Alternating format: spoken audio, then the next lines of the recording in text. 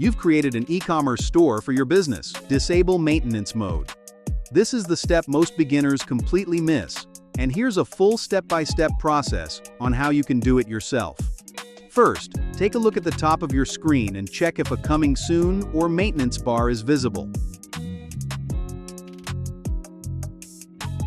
Now open your site in incognito mode, or simply use a completely different browser, and check if your store is visible to others. If you're still seeing a "Coming Soon" page, don't worry, here's exactly what to do. Head over to your WordPress dashboard, then click on WooCommerce, then go to Settings, and after that, look for Site Visibility, and right there, you'll see that "Coming Soon" mode is still active.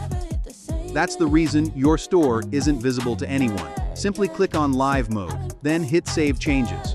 Now go ahead and check your site from another browser one more time. And there you go, your store is completely live now.